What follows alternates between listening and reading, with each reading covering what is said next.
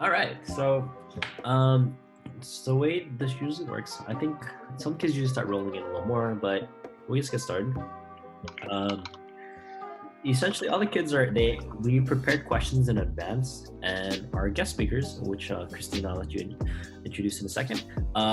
You guys are just leave your mics unmuted, and whatever questions you feel free between the lot of you to answer.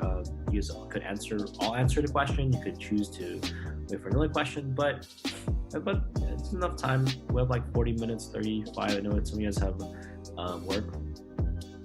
But we have enough time to probably get through a good amount, like maybe 8 questions. So first off, thank you. Thank you for taking your time out of your busy days to join our class. This is my senior AVID class. They are about 2 months away from graduating. This is a very unconventional year for them, but this is our way to kind of get them to see the different fields out there. We had nurses in the past. We've had people that work in tech industries. We have people from different careers. And so today I kind of want to let them explore kind of the field of social work and psychology. And hopefully you guys can enlighten us with that. The first person I wanted to introduce is someone that works at HP, is Miss Akaraz. You probably see her around campus. You probably tell them about your official position, but she's graciously was able to invite 2 individuals to come speak to our class today. So Ms. Akraz, if you could introduce your friends, and we'll start from there. Sure. So hi everyone, it's me, Ms. Alcaraz. So my title at HP is the attendance counselor, but by trade, I'm a school social worker. So that's what I studied, that's what my career is. And I invited 2 of my good friends that I met while I was in grad school, getting my master's in social work. So Jonathan Vibriesca is also a social worker who has explored many fields, and he's done many fields in social work. So I thought it'd be a good idea to invite him because he'd have a lot to pick from. And then I also invited my friend Phoebe, who has most experience in like child welfare and county services, and but she's also explored in therapy as well. So yeah, that's who I decided to invite. Awesome. Okay, so let's go with Jonathan. If you could tell us just a little bit about yourself before we get started. Sure. So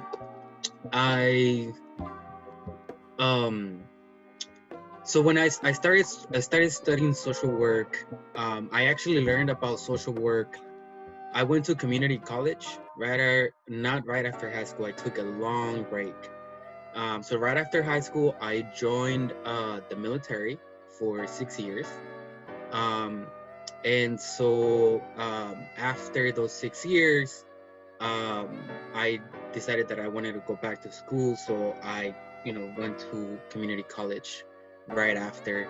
And so while I was at community college, I started doing a lot of activism within my community, mostly around immigrant rights. And so I knew that my job in the military was a hospital corpsman, so I was like a medic. And then my activism was around advocating for others. So there was always that thing in me of advocating, supporting others. And so when I was in school and community college, a social worker came in and talked to us about social work. And there is this component in social work. One of the values of social work is social justice. And so when I learned about that, that's what it really attracted me to it. From community college, then I went to and did my undergrad in social work as well at Cal State Long Beach. And while I was doing all of that, I continued to do activism in my community continue to do activism around immigrant rights. I also did some labor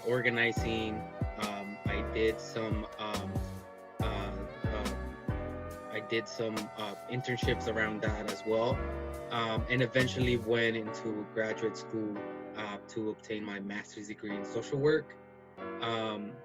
And originally, after graduating from school, from the master's program, I went back into the whole organizing and activism with an organization called California Immigrant Youth Justice Alliance.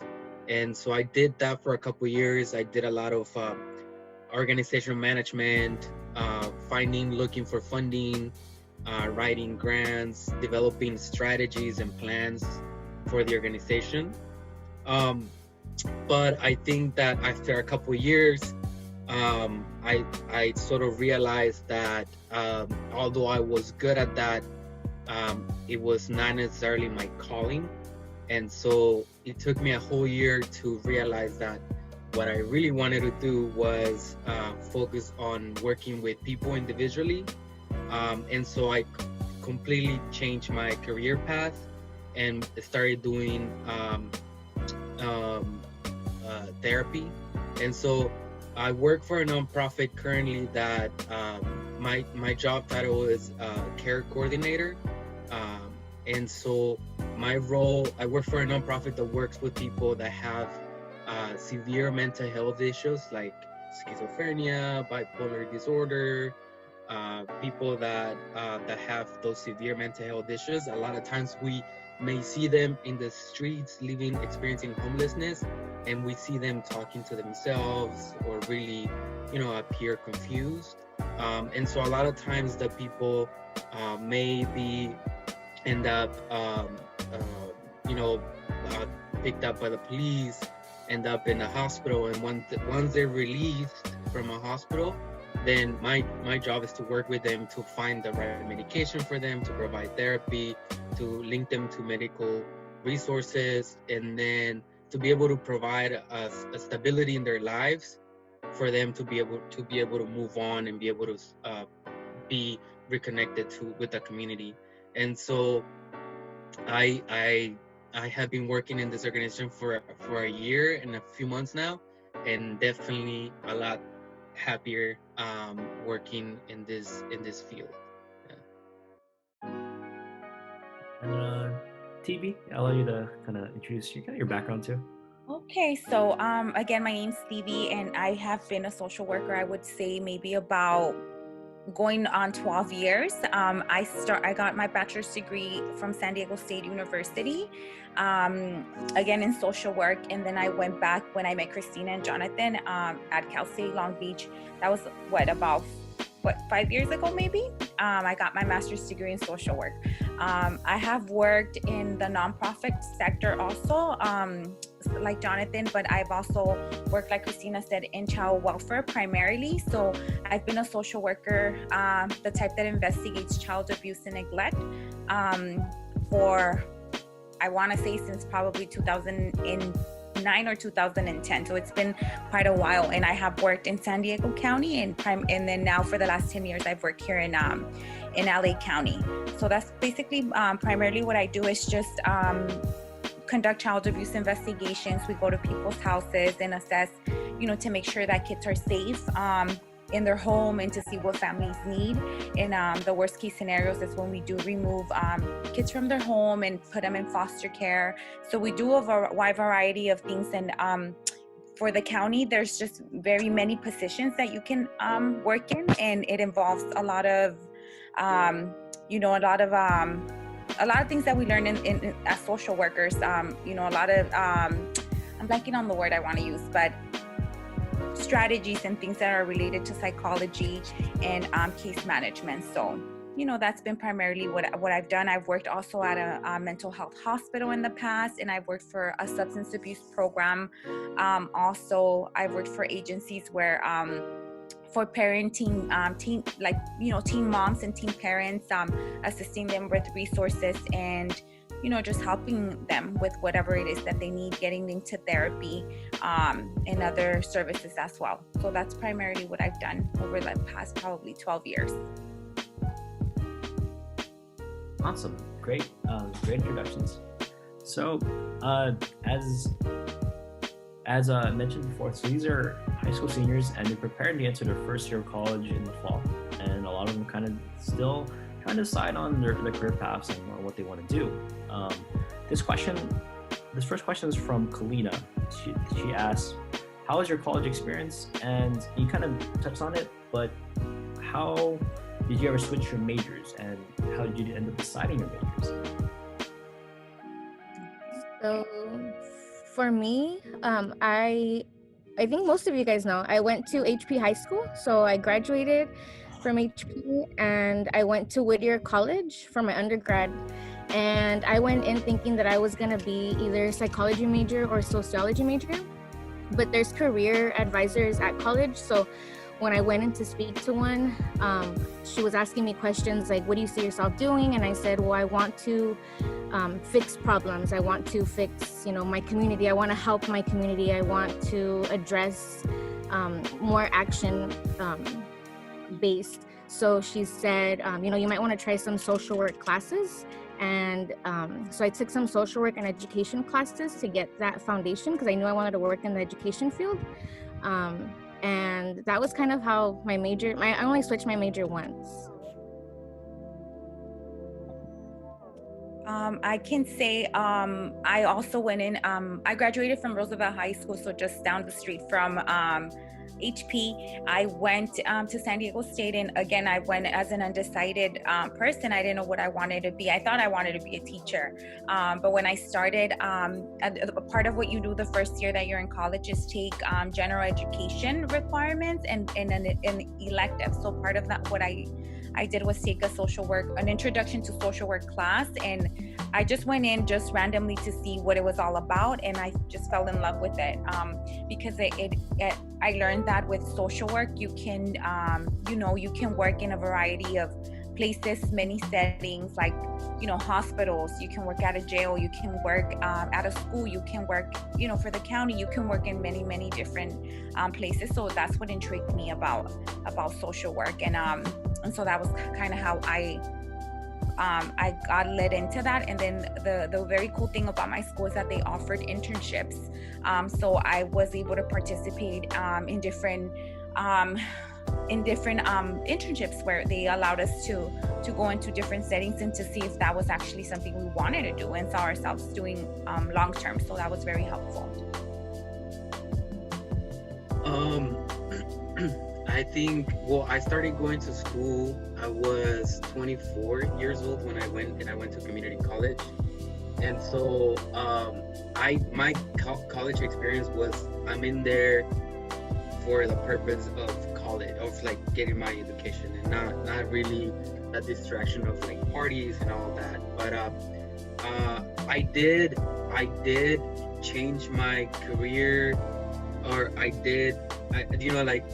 TV and Christy mentioned, like I was not really, didn't have it 100% what I wanted to do.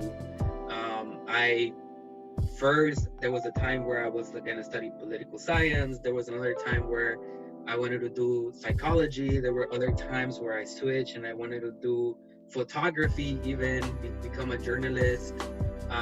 Then I thought about maybe being a lawyer.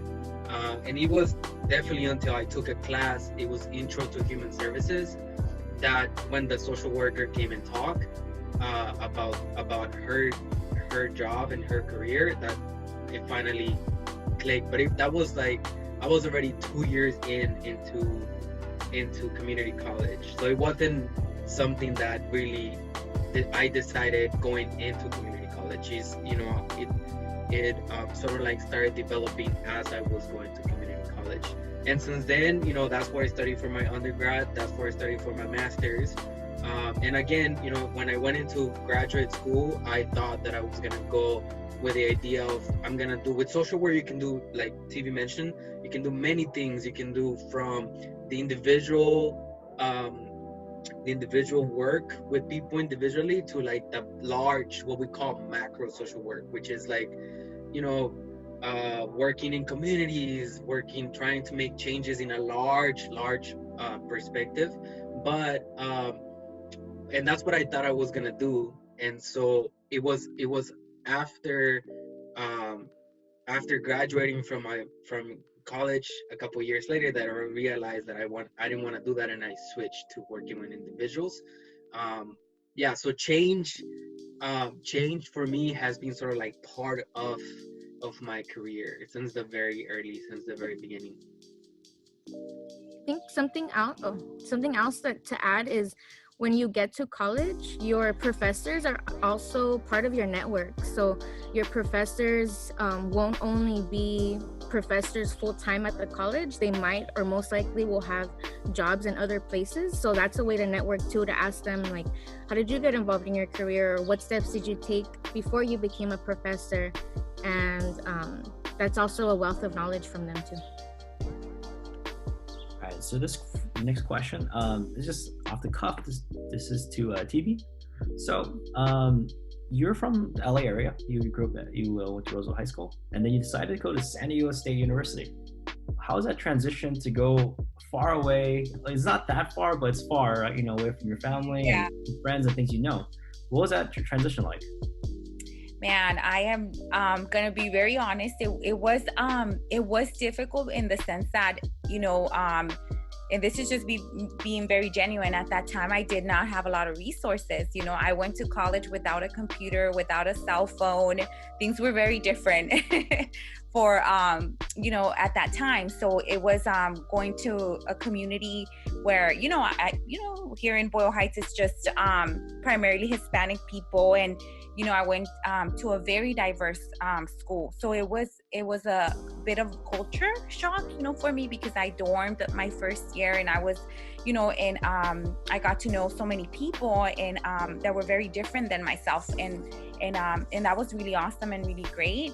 But there were some challenges, just not having a car and having to commute and do all that, but I think that it also taught me so much, as an individual, and it taught me to be resourceful, to make friendships and get, once you get to college, you will see like there's a lot of people there willing to help, a lot of professors, a lot of friends, and I think that was what helped me through the challenges, was that I was able to connect with other people, and like even family members, and like, my husband now, he, would help me with transportation, and, you got to figure it out. So I think that as long as you have those connections and you ask for help, you're gonna be successful. You're gonna be okay, even though there will be hard moments. It's doable, definitely. Awesome. Oh, great, thank you. So this next one just kind of comes from two of our students, Kayleen and Laura. They're very interested in studying criminology and criminal psychology in the future. Very popular right now. So, their general question is, how has it been? I'm guessing a lot of your courses in social work would require like learning about the brain, learning about psychology, learning about how people are. What has been your experience studying in your field in school? Well, I think for me, like, it was, social work is like that. What I really enjoy, what I really like about social work is that it really, the lessons that we were taught in school were to be able to understand people, be able to recognize the individual, but also always have in mind the impact of the broader spectrum, right? Like the community, for example.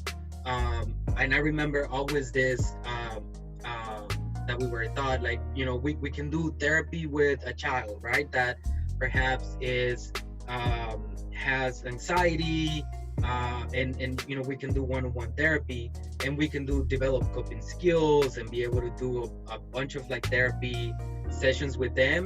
However, if the child has to go back to a community that either has pollution, is impacted by pollution, is impacted by over criminalization, right? It's impacted by lack of access to parks, lack of access to healthy eating, or the schools lack of resources and funding. That also impacts the child's mental health, right? And so that what is important for social work, or what we were taught that was important for social work, is to not only look at the individual as an individual, but also remember the connection of the community or the environment that has and the impact that it has on an individual, right? So I think for myself now that I'm working with people with severe mental health issues that for the most part have experienced homelessness and also have been criminalized, I recognize that a lot of times people that their lack of access to services before they even once they start experiencing mental health issues, right? And everything that has led them to end up being in the criminal justice system, right? And the impact that impact and the trauma that has had on them to now be reluctant to sometimes even receive services, right? Because they are afraid of being forced to take medications or to receive services because of the previous experiences. So it's always like this interconnection of the individual to the environment and the impact that this has on people.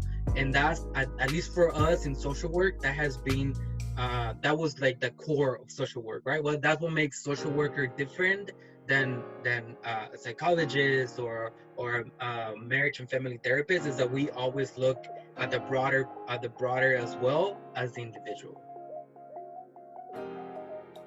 And just to add, just briefly, I think like a lot of the focus in like psychology and criminology and all those courses that you take and careers are, they're very similar. Is that we study a lot human behavior, so there's a big emphasis on that when you're taking your classes, especially the last 2 years that you're in school and your profession, your career, you're doing very specialized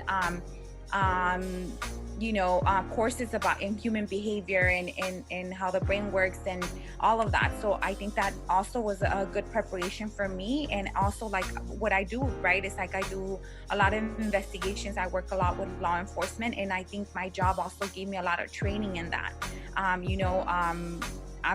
That's my title. I'm an investigator. So there's a lot of skills that you learn, like with interviewing people and collaborating with other agencies. And I think as social workers, we do that already. Like Christina and Jonathan, working with different departments in LA County, like the Department of Mental Health, criminal justice system. We work with schools. We work with everyone. So I think that's what makes social work so unique, is that it's just we touch upon a lot of systems, like Jonathan was saying.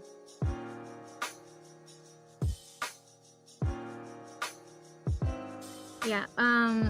Well, just to add to that, there's one thing I didn't really understand about social work until I started doing the one-to-one with people, working with one-on-one with people, is how much like really biology is involved and the brain, how we really need to understand that in order to successfully, not even successfully help people, but to successfully understand people, which I think is the foundation to a lot of our work, is that we can't really assume what's going to help and treat someone if we can't understand where they've been or what they're going through, which is a lot of psychology. So although our major isn't called psychology, like Jonathan and Phoebe said, our classes embed a lot of community, person in the environment, so assessing the community, the systems, the injustices, in order to understand the psychology of a person. Okay, thank you. So this next question is from Jeremy. So I know in your job there are great moments, but there's also moments that might be discouraging, or moments that might impact you. So if you run into any discouragement in your field, maybe tell us about your experience of something that wasn't so successful, and how did you handle that situation, or how did you cope with that stress?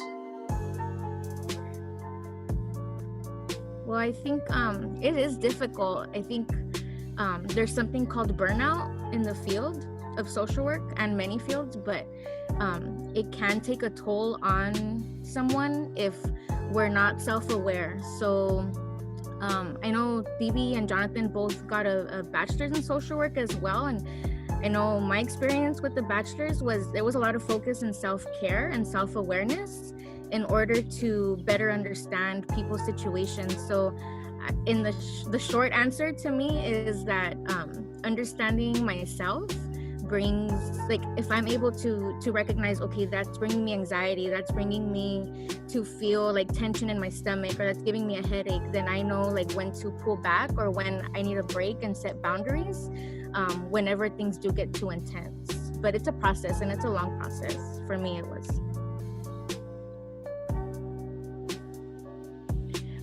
If I can add, well, definitely, like Christina said, if you're thinking of having a career in any social services field, in a lot of positions is they're very demanding.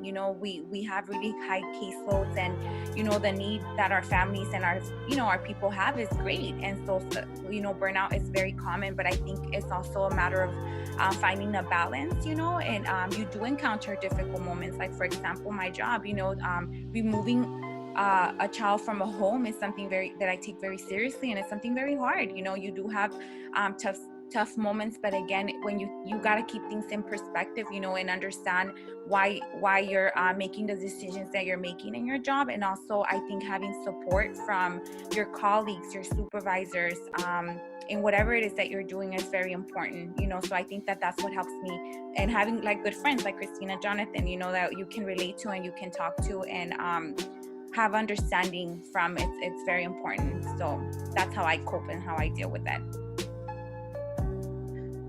I think two things came into my mind when Christina and T were talking about burnout, and that's like a lot of times we don't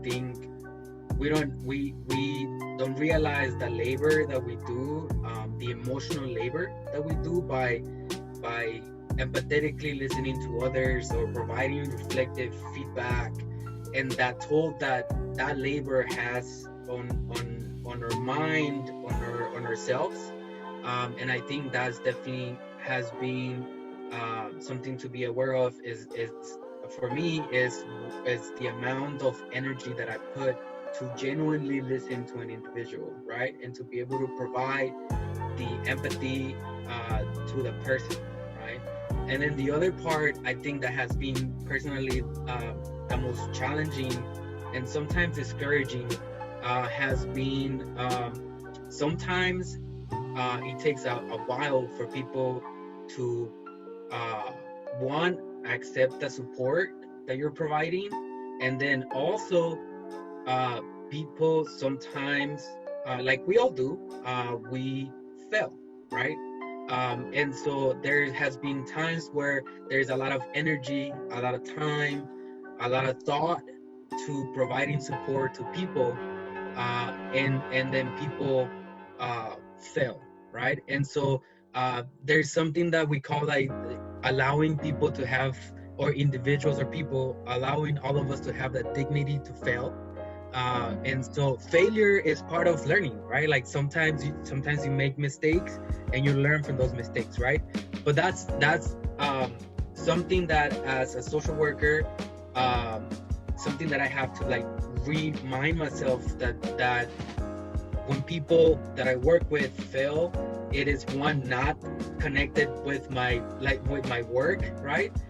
And therefore I am not a failure, right? If they fail, I'm not a failure. It's just sometimes people need that failure to be able to learn from it, right?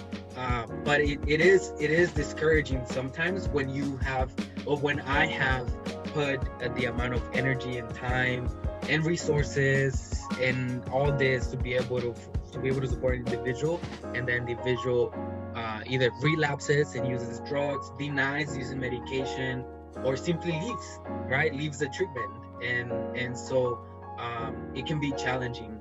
That can be discouraging and challenging sometimes. And so, like TV said, having colleagues to be able to reflect on this, and then also finding my own coping skills to be able to deal with the situations has been very helpful for me. Great, thank you. So we talked about something that's been discouraging. So what has been one of your more rewarding moments in your life? What is something in your life, but your career, in your field? What has been a moment that you're like, oh man, that affected you in a positive way? Well, so I think one, when I was doing macro social work, when I was doing community organizing, so I don't know, some of the students or some of you all may be familiar with in state in California. If you are undocumented, you can apply for a driver's license. In California, there is a California is, if you are an undocumented student, there's steps and processes to be able to qualify for in-state tuition and support from the state of California to be able to go to school, to be able to go to college. In California, there is all this, and so I had the opportunity to be able to somehow be part of that push to advocate for immigrant rights in the state of California. And so that's sort of like, every when we had those small victories, that's something that I was very successful about, very happy about. And then individually, I think now working with people individually, there is I know I work with this woman that when we started working together, she was, the stigma of mental health in our communities is very, very negative, right? Like someone that we call them names, right? We call them crazy, we call them psychos, we call them all these names, and she had been carrying that her whole life, and she was over 50 years old, right? And so she will deny all her symptoms. So whenever, my job was to work with her to make sure that I educate and normalize her mental health, and be able for her to recognize that there was not something wrong with her. It's just that there was something that was she had to carry something that she had to learn how to live with, right? And so, like, hearing voices, feeling seeing things that are not there, feeling like paranoia, right? And so when she was able to accept that and own it, and be able to realize the impact of the medication that she's taking and the therapy, you could tell like that turnaround was powerful, right? From denying everything to accepting it, and she just, like, her whole demeanor changed, and she was able to leave her program and now lives on her own and continues to receive services from another agency, but it's just that moment of learning, like all of us, like almost like learning about ourselves, right? Like her learning about herself and accepting and owning her own self. I think that seeing that and witnessing and being part of it was very meaningful.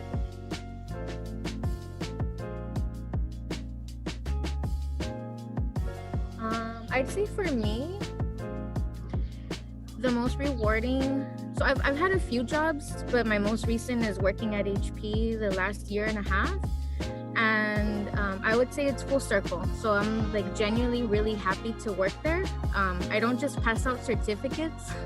I think the seniors here might know me a little better as like passing out incentives, but I think the day-to-day at HP is very like high energy. It's like revolving door, like one thing after the other, constantly working with students that don't like school, do not enjoy school, don't have the sense of family that you all have. So I think the most rewarding to me is when I'm working with those students and I think they're not listening, or I think they're not taking the tools that I'm giving them to use them.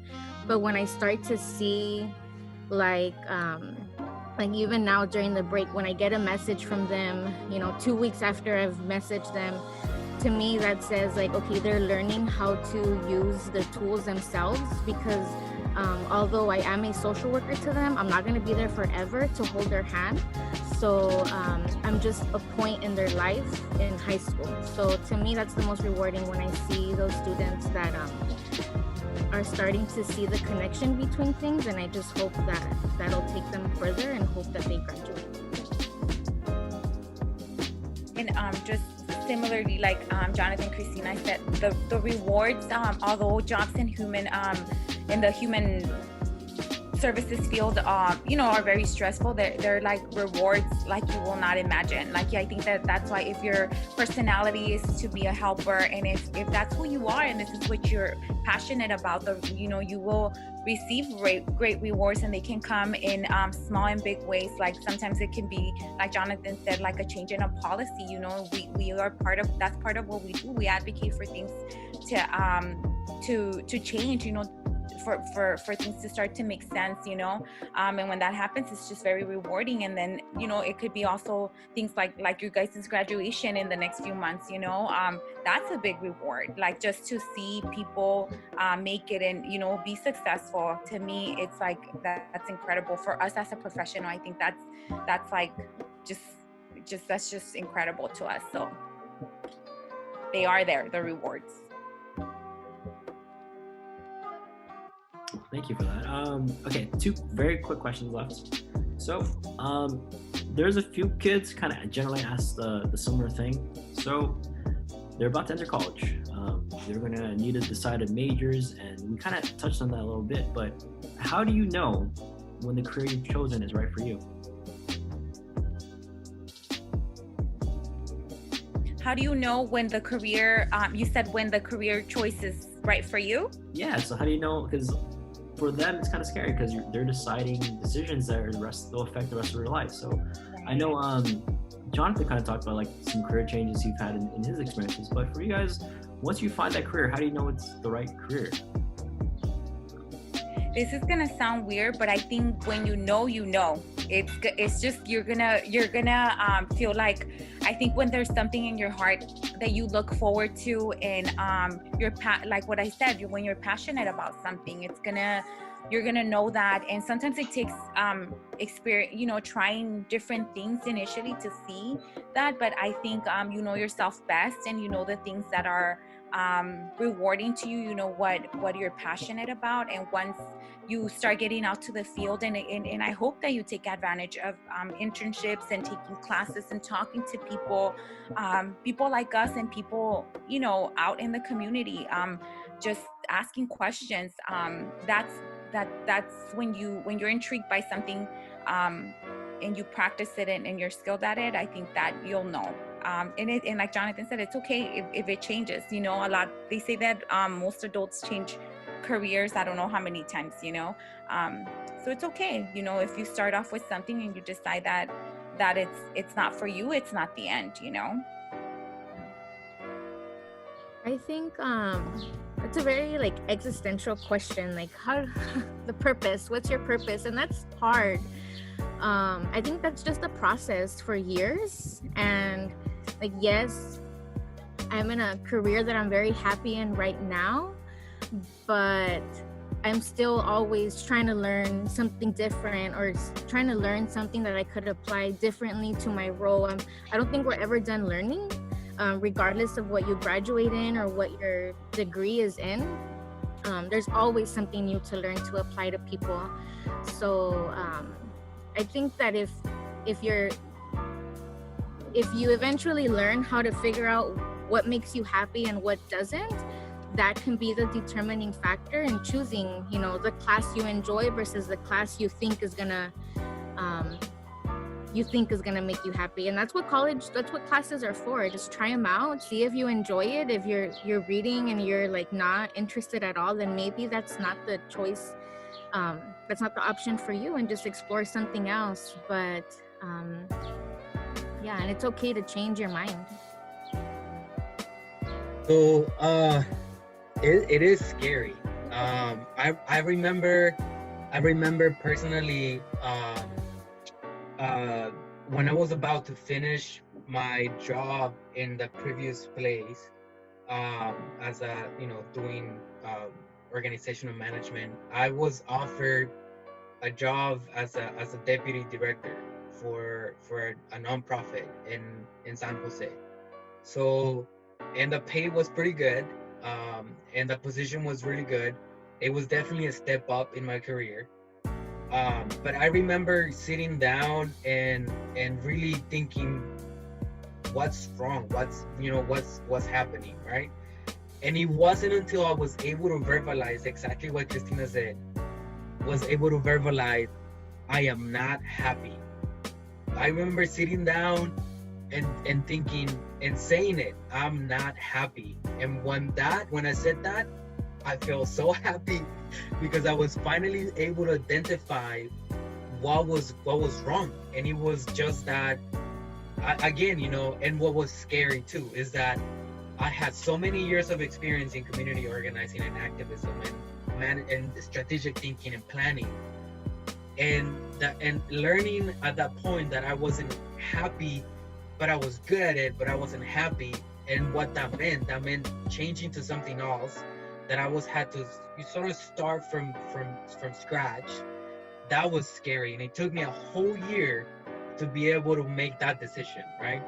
But I let that job go, right, and turn it down, and decided to went on in a 1 year trying to just figure it out myself, and but it took me a whole year to be able to be okay with completely leaving things behind and changing entirely. It was scary. It was really scary, but I think that moment that Christina said, like, learning that I wasn't happy doing that, and now the complete opposite, right? I'm really happy doing my job, and I enjoy working where I work. It is stressful, but I'm okay with it. Like, it's just different, right? Like, I look forward to it during the weekdays. I look forward to working with the people that I work with, the people that I support, the clients. I look forward to working with the working environment is great. It's almost like, you know, like, yeah, like definitely making that choice, that decision had a huge impact on myself, and it was scary. And it definitely took a lot of courage on myself to like let it go. But definitely that, like that what Christina said, like, if you're not happy, that means it's probably that's not it, you know. And it's about figuring out what's gonna make you happy, what's gonna make you look forward to the next day, right? Yeah, that's some great advice. Kind of teaching them that it's never too late to kind of switch and find the right path for yourself, right? And you never have to settle for something that you're unhappy with. Okay, last question for you guys. I know you guys are busy, so this could be, you could take this question either way. What advice do you have for these high school seniors entering the real world, or what advice do you have for any person that wants to enter your field? So you can take that question either direction.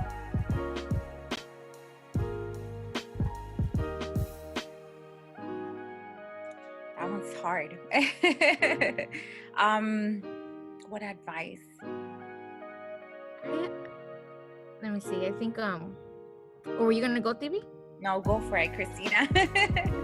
Well, I would say when I left HP high school, I thought I was like this super smart student. I'm like, oh, I'm gonna do great in college. Like, this is gonna be easy. I've prepared for this. And then I get to college and I'm realizing I can read, I can write, but I'm not writing and reading at the college level. So my confidence level went down, and I had to practice and I had to put a lot of work. So, but it was thanks to professors that pointed that out in me and said that, you know, this college, this space is for you. You are meant to be here. You are meant to be a college student. You are meant to be a college graduate, but it's going to take a lot more work because I don't have a lot of knowledge that I thought I did.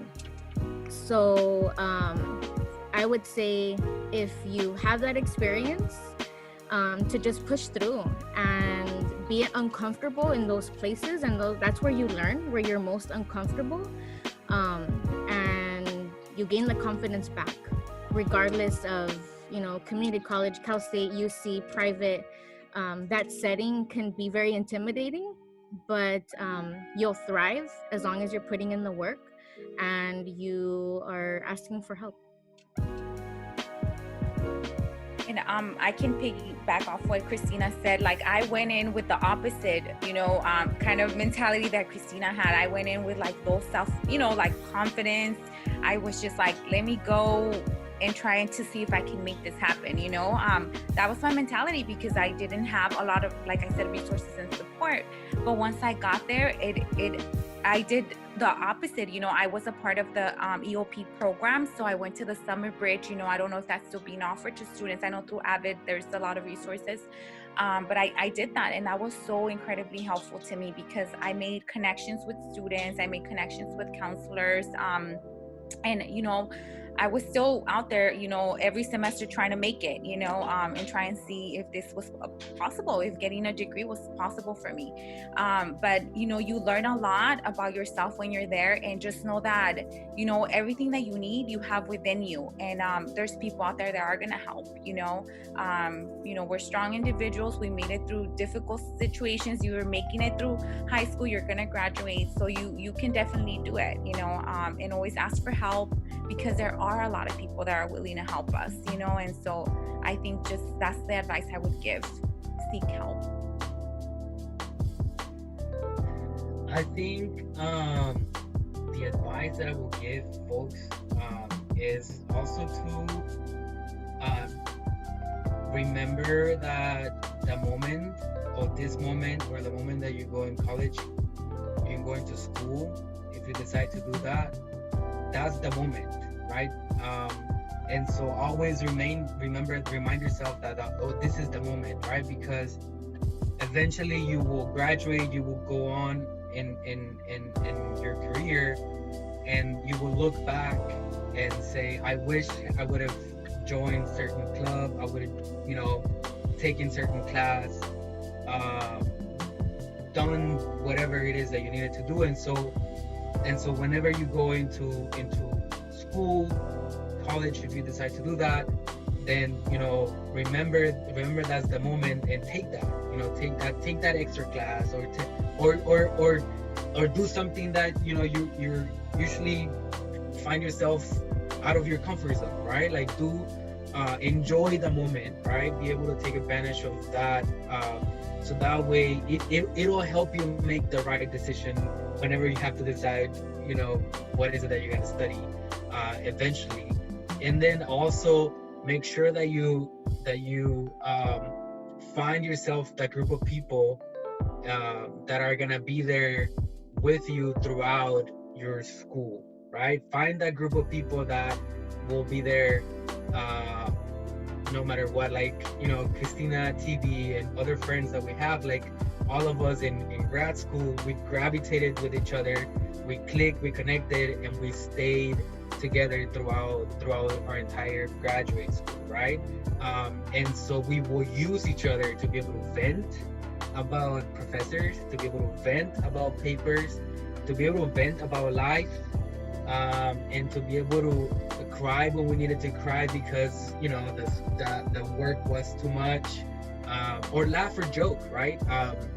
About school, and about life. So I think finding the group of people is finding that group of people that will be with you is going to be very, very important. As well as if you decide to go to community college, I'm not sure where you're all going, though, that's fine, that's perfect. It's a cheaper way to get through, and there's I know there may be some stigma to it, but it's fine. It's fine. College is college. You whatever path you decide to take, that is the right path to you. And just remember that and stick to that, right? Because things can get distracting while you're in school. Life can get distracted, right? Things can happen that may distract you. Just stick to that while you're in there. All very good advice, and that's a great point to end. Christina, TB, Jonathan, we appreciate your taking your time out. I know you guys have a busy day ahead of you, but we thank you, and thank you for joining us today. For my seniors, I hope you guys learned something from that, and there is a post-interview discussion due by Monday, so make sure to get that done before then. We have some stuff to do for next week. And yeah, that's all. Thank you to everyone for joining us, and I hope you guys have a great weekend. Thank you. Utah. See ya. Everyone. Bye. Bye. Thank you for staying on. Bye. Thank you.